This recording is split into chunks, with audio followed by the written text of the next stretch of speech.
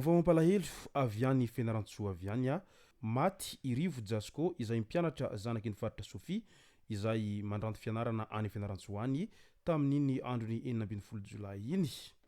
Ka nipitsipitsy ny mahakasika an'izay ny fakafakena amintsika ato anatin'ity vidéo ity ka manasa antsika rehetra anaraka an'ity vidéo ity hatramin'ny farany.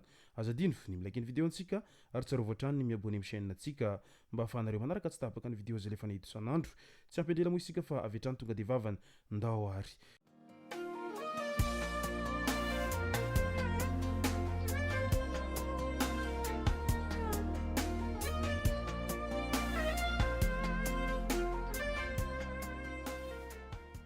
Ny tonga tsy miaraba hono na mantesitra ka dia faly miaraba isika rehetra mpanaraka tsy tapaka an'ity chaîne ity ny tenako amin'ity androandroany ity arakin'izay efa natsifiko zay a dia ny mahakasika ny vaovao mampalahelo avy any Fianarantsoa any a no tena iompanan-tsika ato anatin'ity vidéo ity.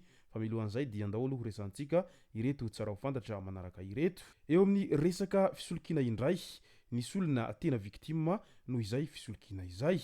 Nandefasany SMS hoe misy vola 700 tapitrisa ariary tokony ho azonao ka mila manao dépôt rohetsy sy ray tapitrisa ariary ianao. Ny tena nefa ilay olona hoe tsy anio aho dia ilay mpisoloky ny teny fa vola be ilay ho azony. Roboka tokoa ilay olona fa vola be no ho azony rehefa manao an'ilay dépôt. Rehefa tonga tany anaty compte ilay dépôt dia nasainy nampidirina code notononiny kanjo lasany ny vola. Rehefa nantsoina izy dia tsy namaly, efa ela vao nandray izy nanontaniana hoe aiza ilay vola dia mila mitady collecteur ho izy dia omeo anay ny numéroany dia alefanay aminao ny 500 vola. Taorian'izay dia naparitaky ilay voasoloky mo ny numéroan'ilay mpisoloky ity a mba ho fampitandremana ny hafa mba tsy ho voasoloky amin'ity resaka fisolokiana amin'ny alalan'ny antso an-tarobia sy ny SMS ity. Ao anatin'ny fisolokiana hatrany misy ramatoa mpisoloky milaza ho ao amin'ny ministerin'ny fahasalamam-bahoaka hoe mitady olona hiasa ao amin'ny pharmacie Sira izy. Ilay zanako no teneniny sy nakany vola hoe frais de dossier. Tsy hita intsony izy sady novonoiny ny telefoniny taorian'izay hoy ity ray aman-dreny anankiray ity.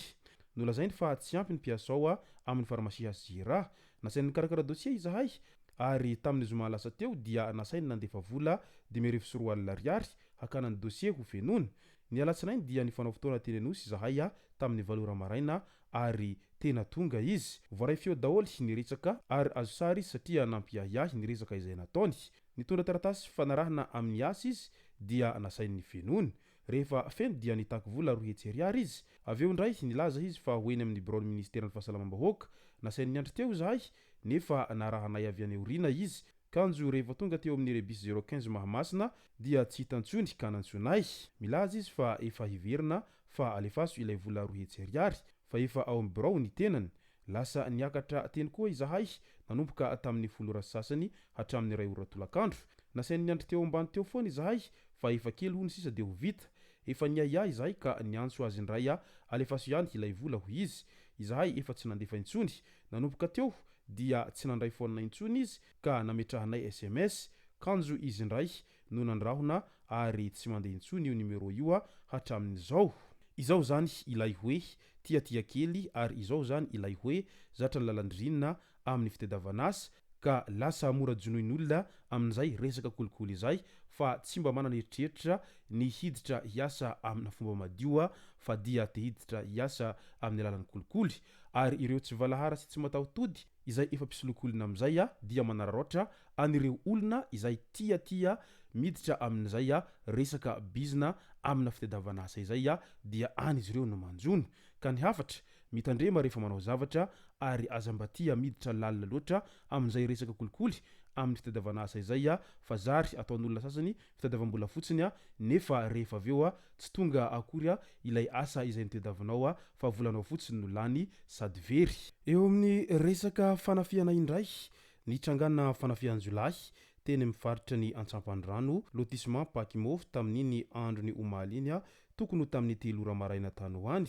Lasan'ireo olon-dratsy tamin'izany ny finday sy ny JBL party box. Nampiasa tohatra izy ireo nihanika tambozin'olona ka nahafahan'izy ireo niditra tao an-tranon'olona izay no tafihan'izy ireo zay. Midika izany fa tena efa mahita hevitra foana ny mpanao ratsy amin'izao fotoana izao amin'izay fangalarana sy ny fandrobana fananan'olona izay.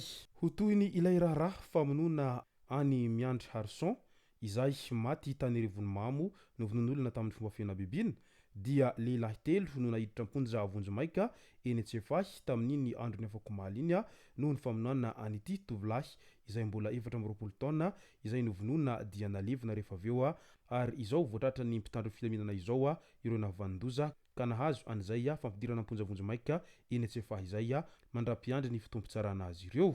Andao amin'izay ho resantsika ny vaovao ampalahelo avy any Fianarantsoa amin'ny fotorotoro sy feno alahelo no ampandrenesana atsika rehetra fa nindaosim-pahafatesana tamin'ny andro ny 12 Jolay 2024 itompoko lahy Rivo Josco Francis Vanomanana mpianatra ao amin'ny économie gestion classique ao amin'ny universitény Fianarantsoa ao.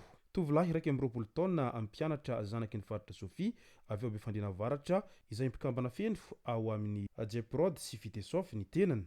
Nandrasana tao amin'ny salle de sport Andrainjato Fianarantsoa ny alohany hitondrana azy any amin'ny fasan-drazany ity tovolahy izay tena mbola tanora zanaky ny faritra Sofia avy ao Befandriana ity. Tena tantely amam-bao na ny fiainana, misy ny mangidy ary misy ny mamy.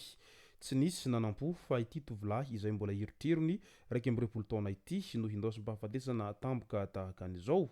Na ireo ray aman-dreny sy ireo fianakaviana aza dia tsy nanampo an'izay fahalasanany aloha loatra izay satria raha nieritreritra sy nanantena avokoa ireo namany sy ireo fianakaviana rehetra fa manana ho avy mamiratra ity mpianatry ny université izay nandranto fianarana tany Fianarantsoa ity ka izao anefa ny nindaosim-pahafatesana izay mofy ilay voalahatra avy ao ambony ao ka tsy misy azo hiadina amin'izay rehefa izay no voasoratra dia tsy maintsy manaiky ny rehetra na dia ao anatin'ny alahelo tanteraka aza ary na dia tsy foy aza ny hifandao amin'ity namana rahalahy sady havana izay avy any amin'ny faritra Befandriana Avaratra ary mbola ao anatin'ny fahatanorana tanteraka nefa dia nindaosim-pahafatesana tany antsekoly tany amin'ny universitény Fianarantsoa ity ka dia mankahiry ny fianakaviana manamanjo amin'izao loza izay nahazo ny havan'izy ireo sy ny zanak'izy ireo zao fa izay mo no lahatra avy ao ambony ao ary aza misosoka alahelo intsony aingane ho tsara levenina ny maty